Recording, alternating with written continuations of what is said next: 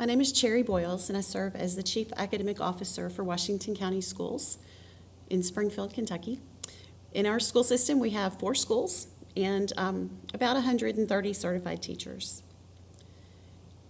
Washington County participated in the ATLI project in the summer of 2015. At that time, we already had a district teacher leader network in place, and it had been in place for several years. And we had also added 3 instructional coaches to our team.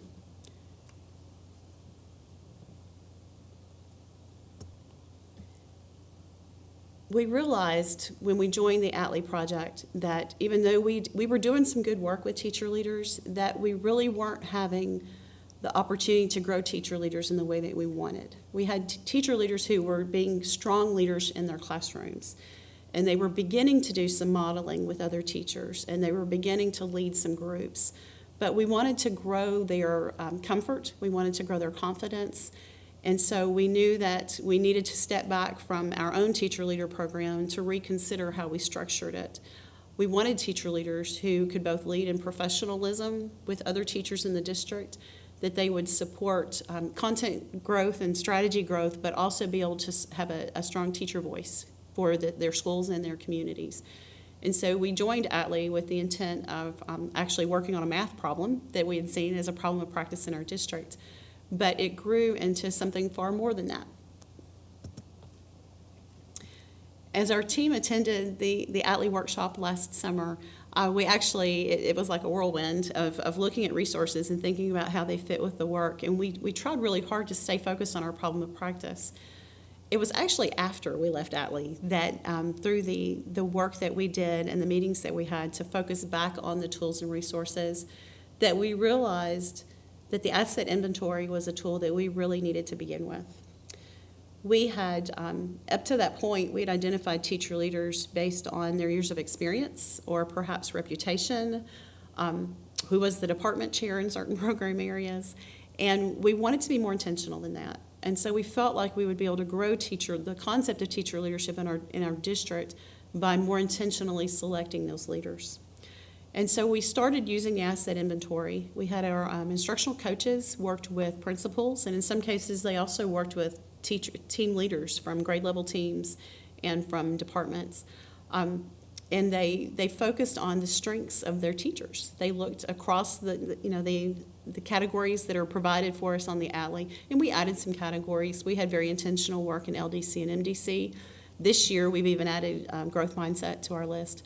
And so between the conversation with the instructional coach and the principal, they went through each teacher in their building and really identified and where based on background of the teacher, based on training of the teacher, based on what they see and implemented in classrooms, and even just through the PLC work, they identified where leadership exists in their buildings.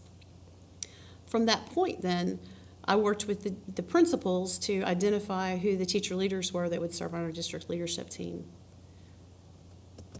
One of the resources that principals and I and the instructional coaches have used to support some of these decisions actually is through the Kentucky Framework for Teaching.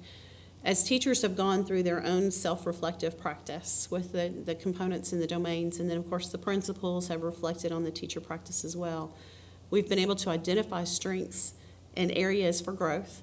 And so as we've selected teachers to lead certain parts of work for our district, their responses to the Kentucky Framework for Teaching has become just one piece of evidence in addition to the ATLI asset inventory that we've used. At this point, we feel like we have a strong leadership team. We have identified teachers who have joined the team for different reasons. In some cases, it was based on leadership and their strength in a particular project or a particular program. But in some cases, we've been able to identify teachers because of their leadership voice or because of their potential for leadership growth that we've seen by being able to take a step back and really inventorying their skills and talking to the teachers about their growth and their interests and their hopes and thinking about where they want to be in the future and the work that they want to do. And so we believe that our work with ATLI has been very supportive of our leadership network as it continues to grow.